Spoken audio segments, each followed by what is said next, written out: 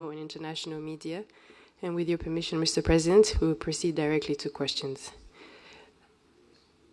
We remind members of the press to please state your name and media organization before you ask your question, and please keep it to one question.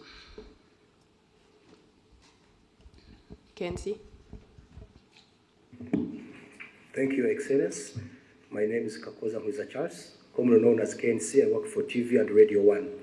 My question, DRC government rejected or refused to put into place the commitments, Washington commitments of June 27th.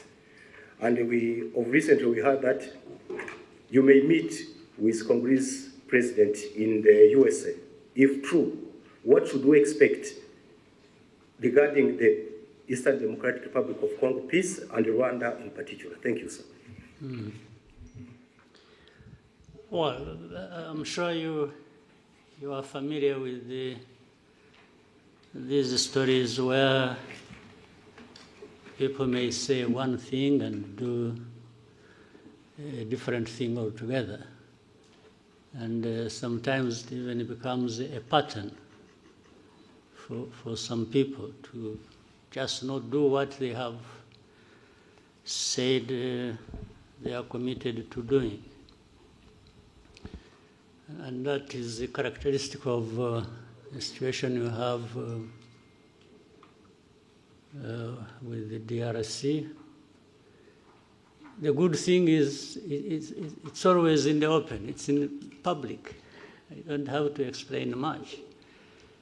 If they were doing it quietly, people would get confused and start saying that maybe others are actually responsible for all that they are seeing. But the good thing, they come out and say it. They agree one thing in Washington or even in Doha, and that is made public. Then the next day or week, someone says, no, we are not going to do this and this until something else is done. And even when what they are referring to has also been under discussion. And whether in your mind you agreed or not, what has come out of you, if it's on record, you definitely have a problem explaining why you would agree one thing in the room, and then when you are out in speaking to the media or to whoever, you say a completely different thing or even renege on what you actually said you are going to do. So that is one part of it. But somehow we've been limping through this all the way. Some things done, others not, others half.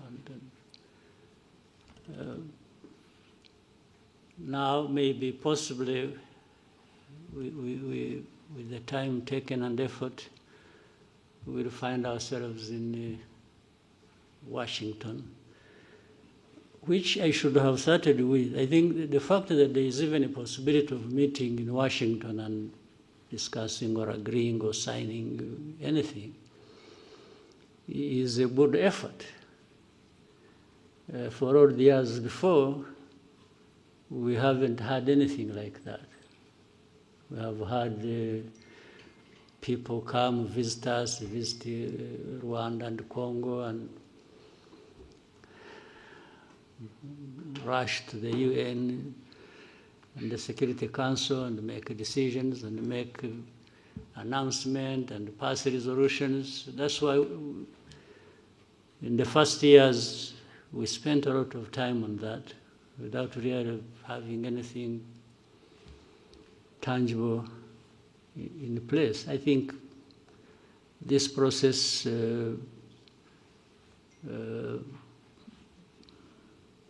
or the two processes, one in Washington, another in Doha, but talking about Washington, it's a good step in the right direction.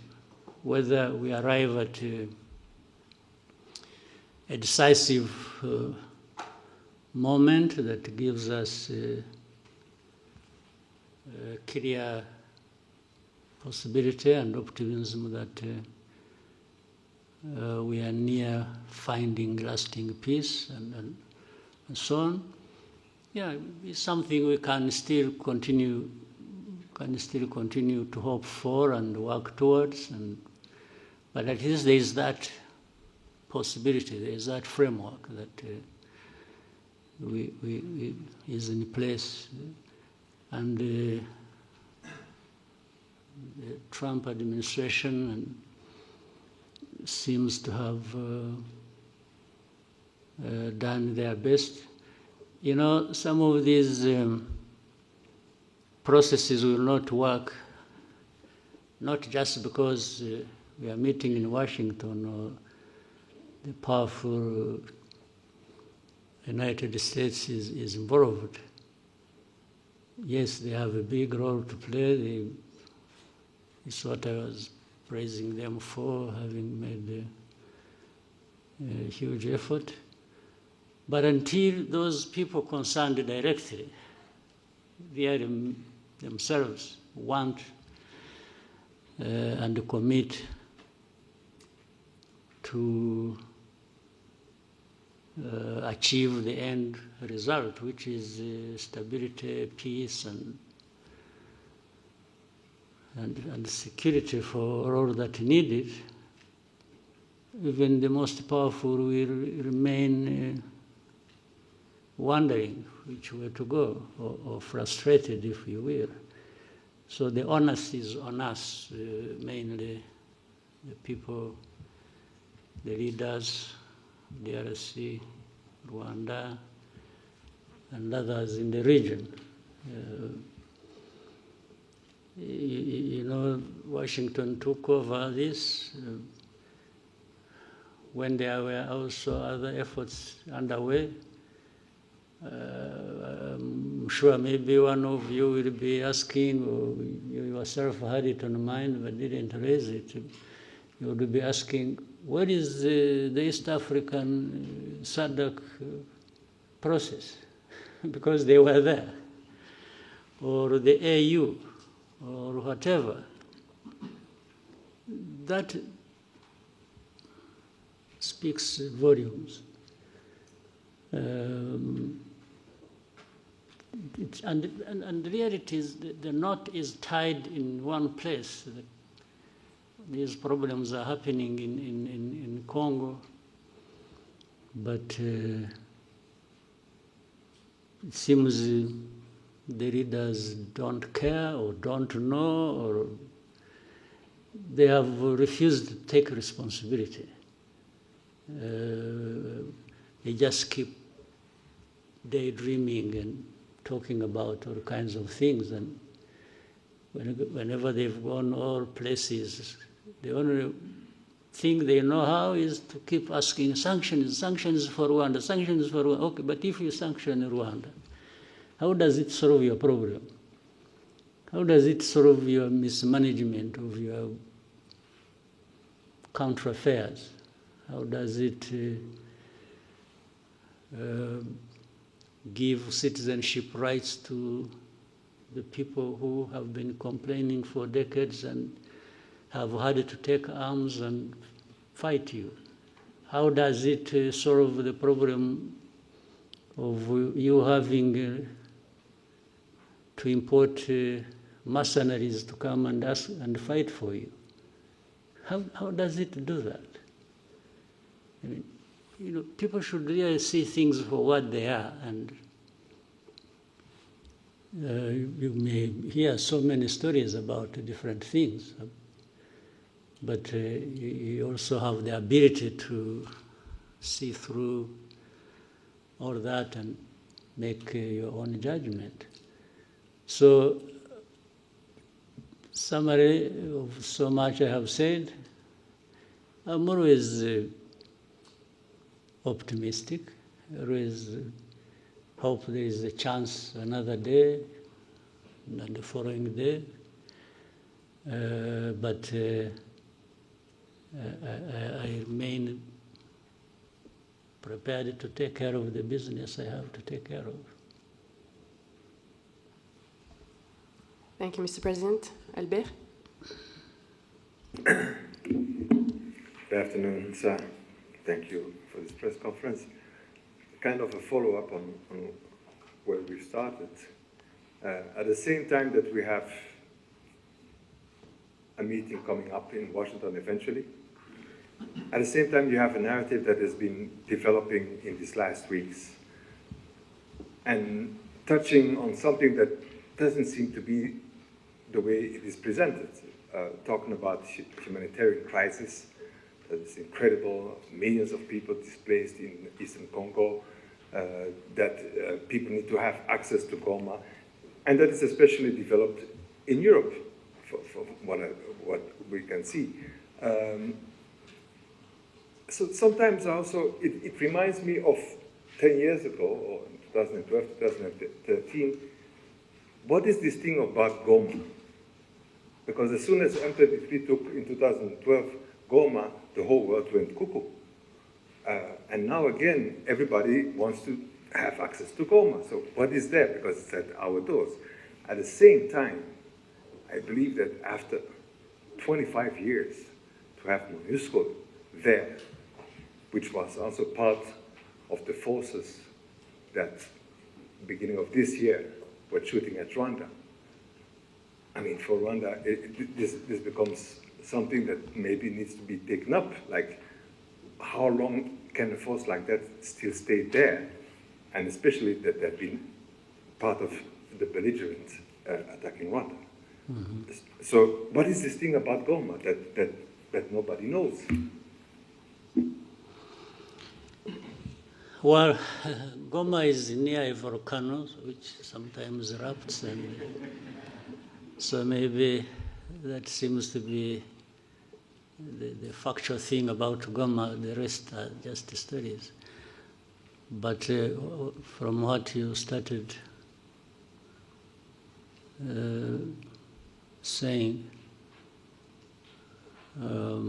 what is it that didn't actually originate from Europe? You asked something about Europe, and you are saying the stories about Goma and so on are originating from Europe. But what is it that didn't originate from Europe about this story or about this problem? If you look at the whole history and the old history, but even the recent history, you have had Europe always in the mix of things in and between our countries, and even to do with the crisis we have in Eastern Congo or the region.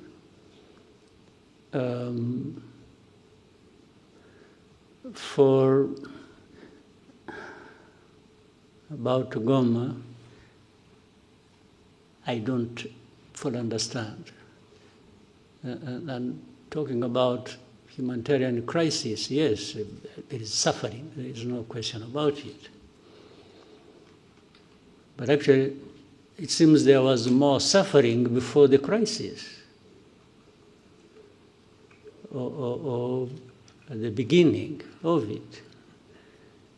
As of today, I think the suffering is still there, but maybe less than. But to talk about humanitarian crisis so much is to find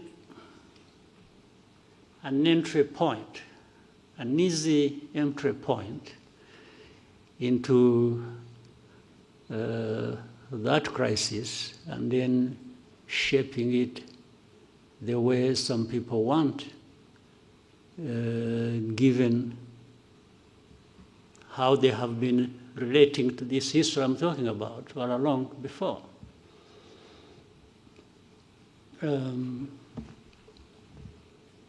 You cannot talk about just crisis or humanitarian crisis without highlighting the root cause of that. And people have always avoided bringing up matters to do with the root cause, because in the end it exposes people like that. So there is always a way to shape things in a manner that there is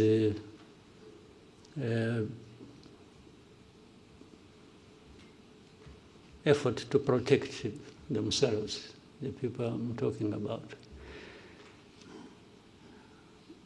And is it a new crisis in Eastern Congo or in Goma or around Goma? You remember this crisis, I have said this before, and you have heard it even from other people, or you know it yourselves. This crisis was there 2012, came back 10 years later. Why can't people try to understand? What is it? How can you have a problem 2012 and 10 years later you have a repeat of the same problem? It means, but yet, all those 10 years, we had this international presence. And many years before that, supposedly to address these problems. So much money spent, so many people involved, people losing their lives in big numbers, refugees, people displaced, and but life goes on like that until we are visited by the same problem, and then we start running around like this is a new thing. I mean, the amount of hypocrisy and even double standards and real insensitivity of some of these powers that we know, who are associated with the cause of these problems, or who accompany the crisis in a way they have chosen, and in the end they are the ones making so much noise about, they look like they are really hurt by the suffering of people. These are people touched and offended by people suffering. But this is just trash of pretense. If you are like that, you have heard people talk about values, you see our values, blah, blah, blah, blah. It's a lot of nonsense. If you have the power of everything, whether political, money, or whatever, and then every day you're talking about values and so on and so forth, and even want to teach others how to respect values, yet you are the cause of the suffering, and you are the cause of the perpetuation of that. What kind of pretense is this? And you can't just... So when you see these people, coming out with a lot of anger on this and talking about, you see us, you've made a mistake, we are going to do this.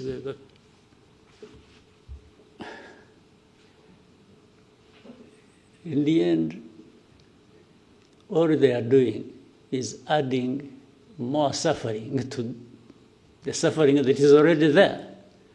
It's not actually addressing any problem. So Goma, but if anyone wants Goma, that's fine. For whatever reason, whether it is ritual or,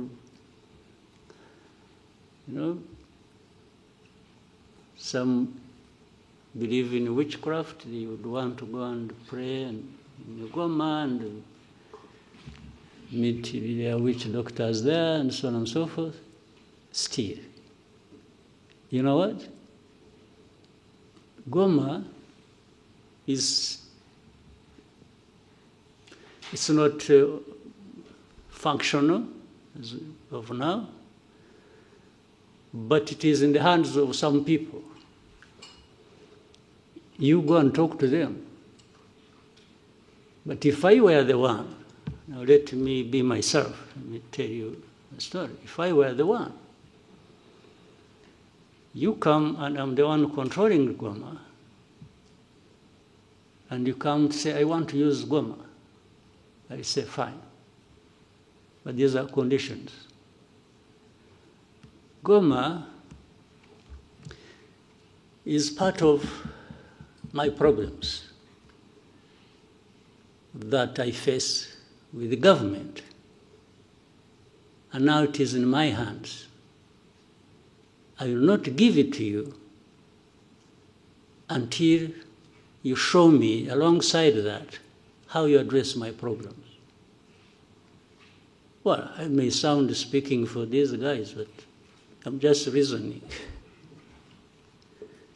If I were the one, you want Goma, you want Kavumu, or Bukavu, or you want the whole of Eastern Congo back, fine.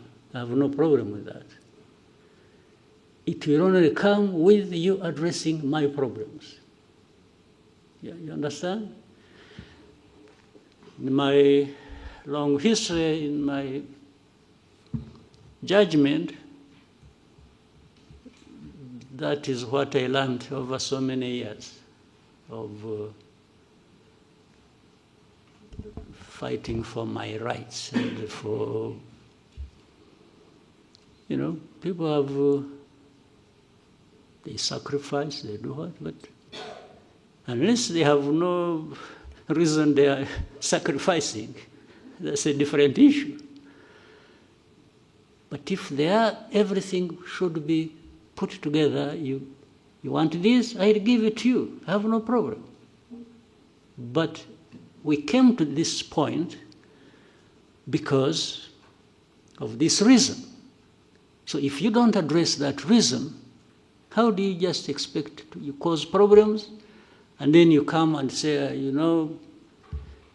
and this I'm saying because, again,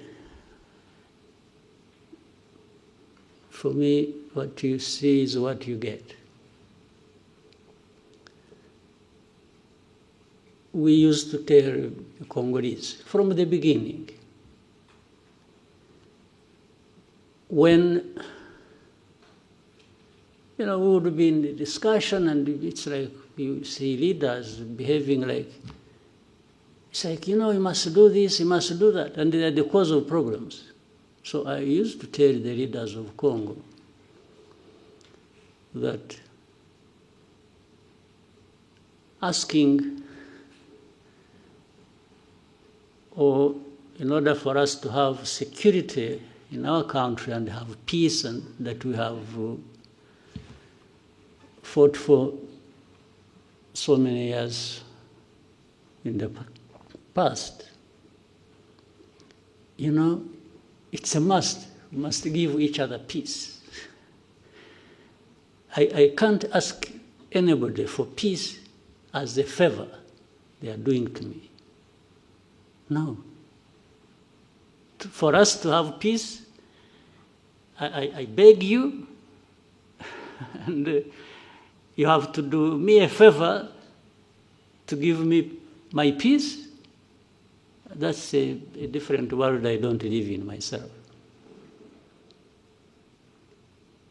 I cannot ask anybody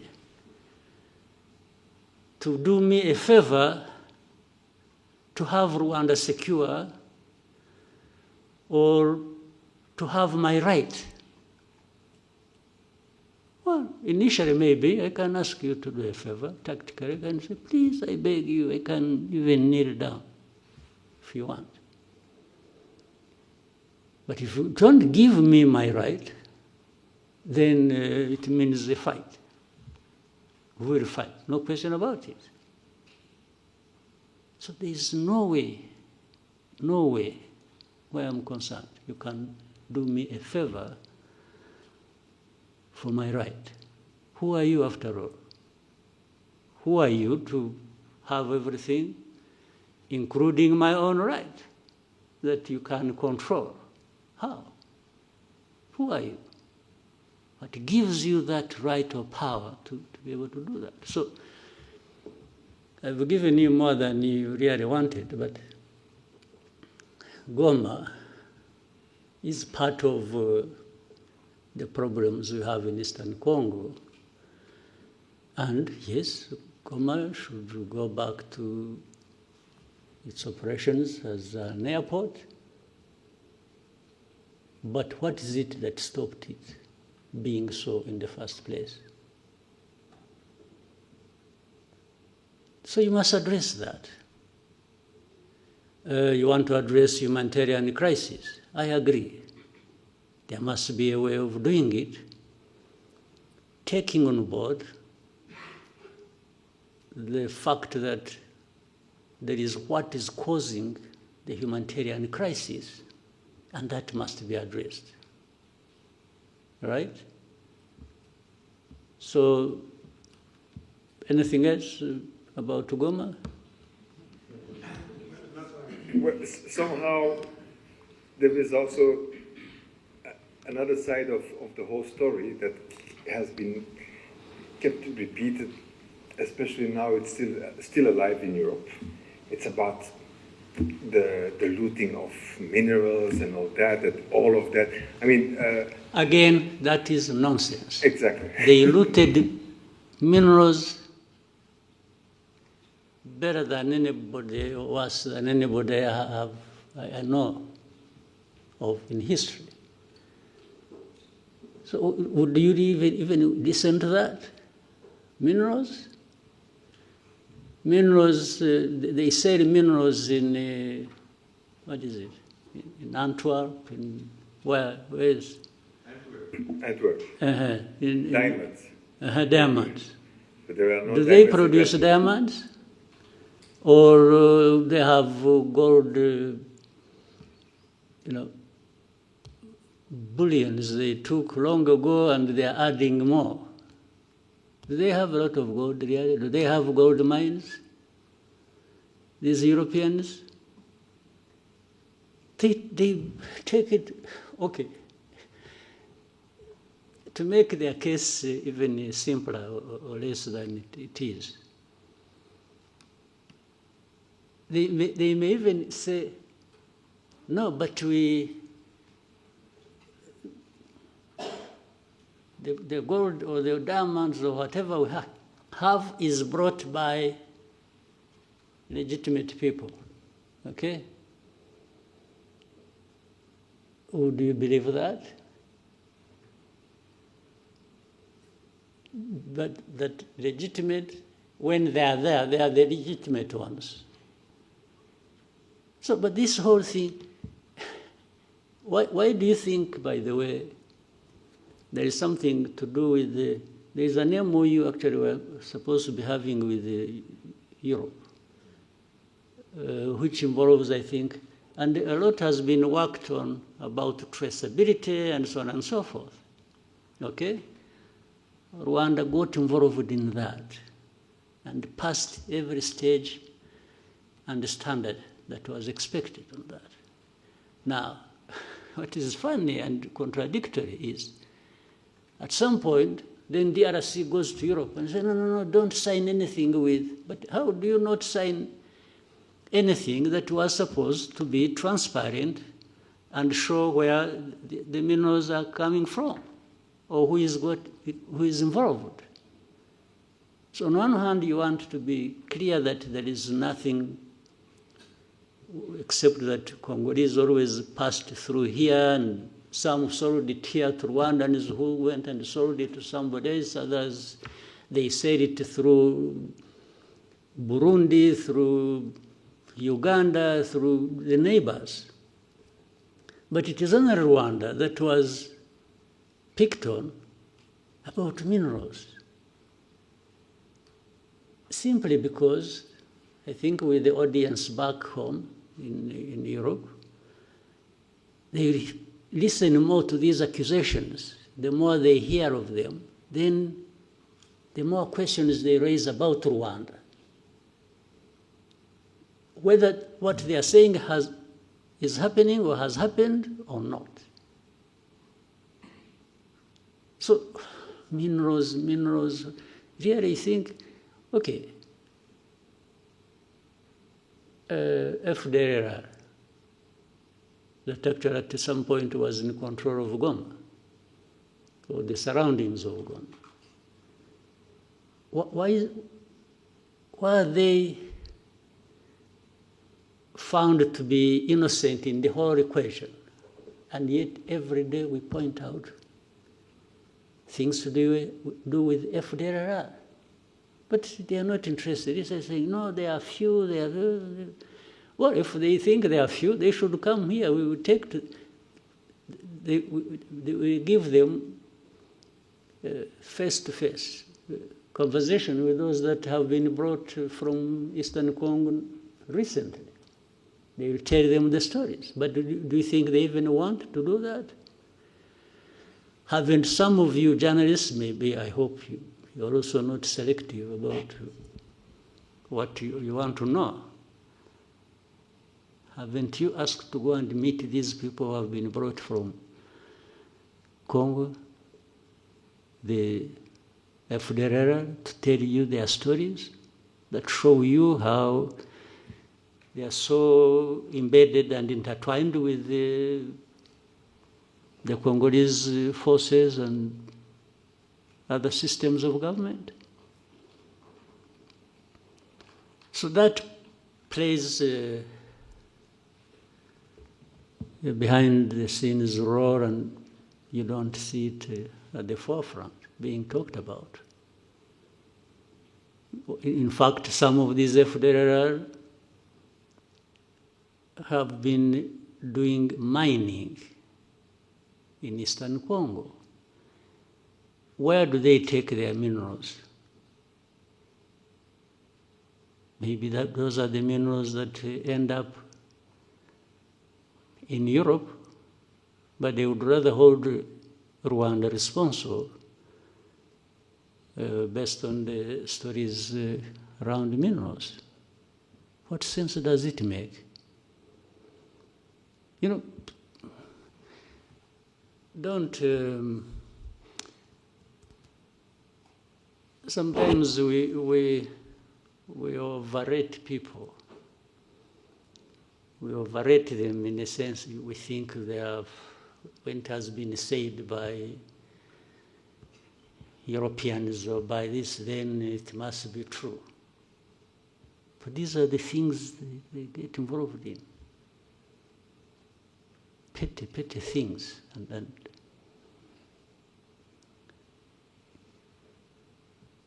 without borders. Okay? Thank you, Mr. President. We have one more question about Goma from Romain Gras of Jeune Afrique. The question says, President Macron said on the sidelines of the G20 that the M23 and those who control Goma airport have not made the necessary effort to reopen it, stating that the administrative conditions have been met by the DRC. What steps need to be taken to achieve progress on the airport issue? Well, I don't know, what is being referred to as the government of DRC having met what? I don't understand. That they met what? The administrative needs. What administrative need? To the best of, I don't know what, first of all, the meaning of what he had said. For example, are you aware that the airspace in Eastern Congo is actually closed? You can't overfly. have people flying from wherever, whether South Africa or going there. Planes don't overfly Eastern Congo because DRC government closed the airspace. Now you want to open an airport in a closed airspace, and you say somebody has met the standards, administrative standards. I don't understand the meaning of it. Second,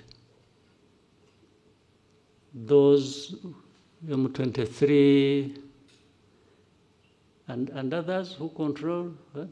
Who control them? You mean M23 who control, or M23 and others? And those who control. Ah, okay.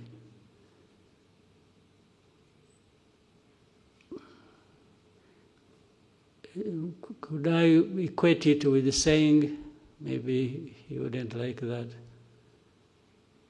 the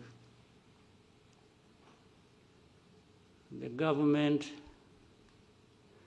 of DRC, the FARDC, and FDLR.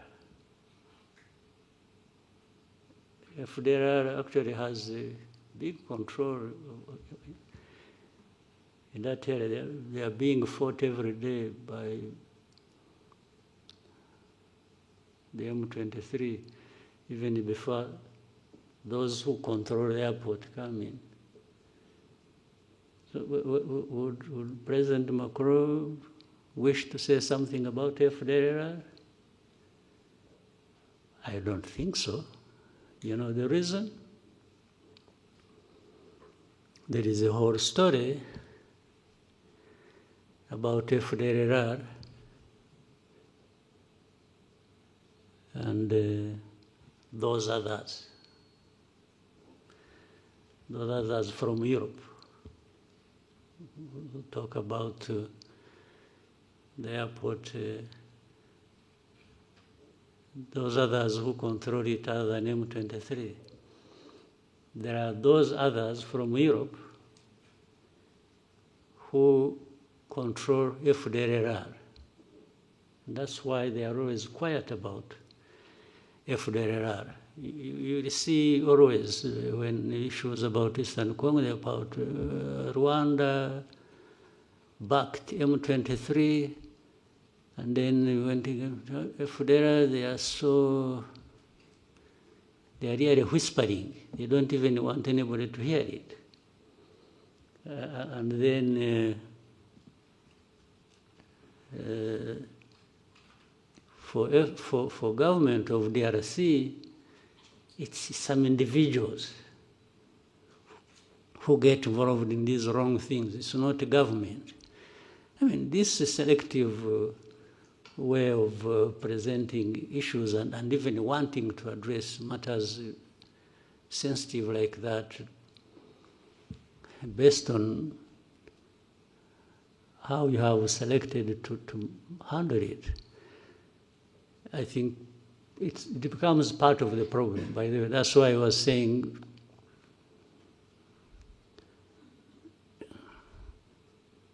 those others, other than those who control the airport, but from Europe, have been part of this problem as of origin of 31 years ago tragedy we had here. We've been associated with that. Maybe with the time when, if those things keep coming up, and the way they have been, we will say more about that. I think if they think we can be silenced to not talk about their historical role and responsibility in matters of tragedy here in Rwanda, and which crossed into Congo, and people are there. You see hate speech, you see all kinds of by leaders. And those others in Europe tend to minimize it and don't even want to talk about it. But then they talk about Goma, M23, and the others who control it. Who control both? I mean, I guess they mean who control M23 and who control Goma. Yeah, but there are those others also who control from the same place where the voice came, who control government of DRC and control FDLR. And that's why FDLR, people keep quiet about it. But, well, if they want us to roll back the whole efforts of the understanding of how we should relate based on their involvement in the tragic history of this country and the region, they are welcome. Thank you, Mr. President. Next question for Lionel. Thank you, Mr. President.